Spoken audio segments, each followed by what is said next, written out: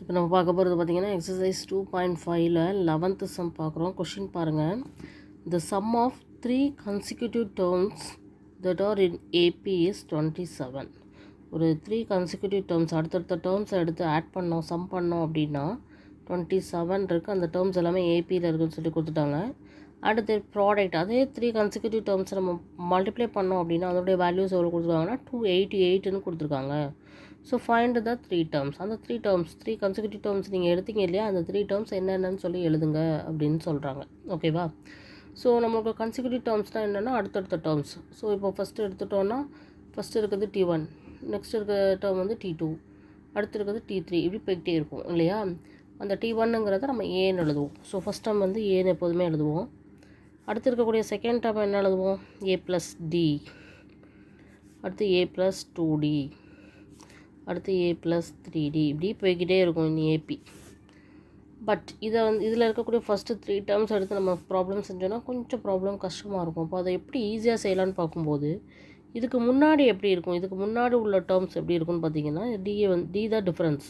So இதை விட இது டி கம்மியாக இருக்கும். So A - D, A - 2D, A - 3D, இப்படி போய்கிட்டே இருக்கும்.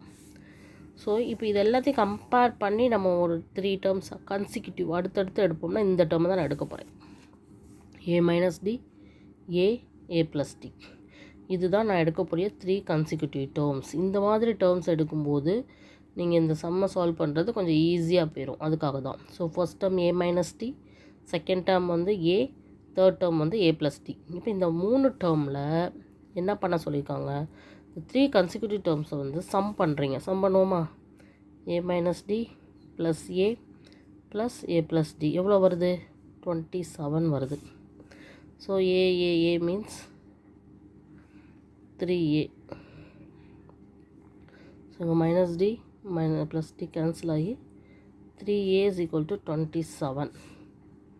ஸோ அப்போ A என்ன வருது பாருங்க, 27/3. ஸோ A = 9 வந்துருச்சு. இதுலேருந்தே நம்மளுடைய ஃபஸ்ட்டு இதை கண்டுபிடிச்சாச்சு. ஒரு ஒரு ஒரு ஒரு வேல்யூ கண்டுபிடிச்சாச்சு. ஏன்னா ஏயும் டியும் தான் நம்ம கண்டுபிடிக்கணும். ஸோ சம் பண்ணும்போது இதை மல்டிப்ளை பண்ணும்போது என்ன வருதுன்னு பாருங்கள். A - D × A × A + D multiply பண்ணும்போது என்ன கிடைக்கிது? 288 கிடைக்கிது. இப்போ A தெரியுங்கிறதுனால அதை சப்ஸ்டியூட் பண்ணுவோமா? 9 - D × 9 × 9 + D = 288. புரியுதா? ஸோ இதை எப்படி எழுத போகிறோம்?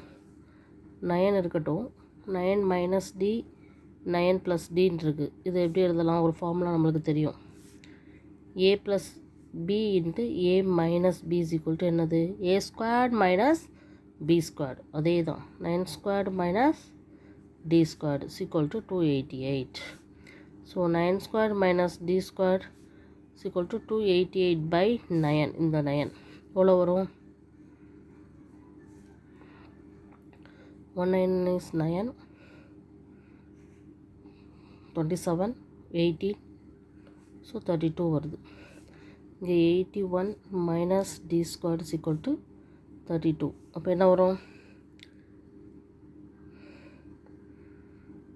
-D² = 32 - 81 எவ்வளோ வரும்?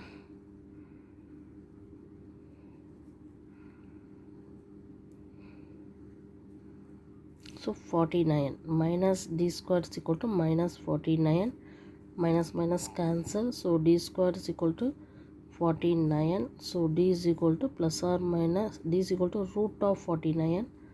So D = +or- 7.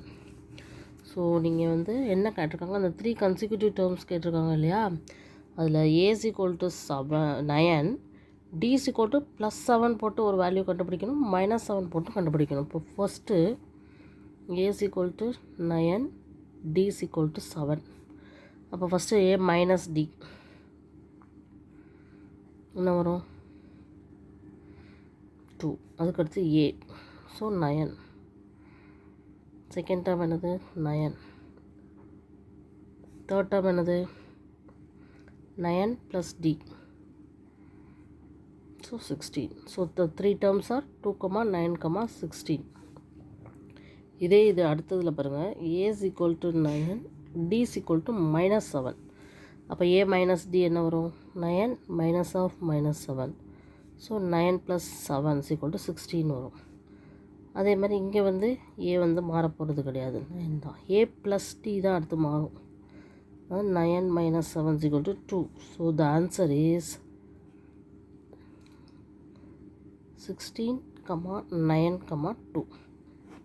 ஸோ இதில் இந்த 2 வாய்ப்புகள் தான் அந்த 3 டேர்ம்ஸ் இருக்கும். இது ஸோ இப்போ நம்ம அந்த 3 டேர்ம்ஸ் கண்டுபிடிச்சாச்சு. ஓகேவா? Okay, thank you.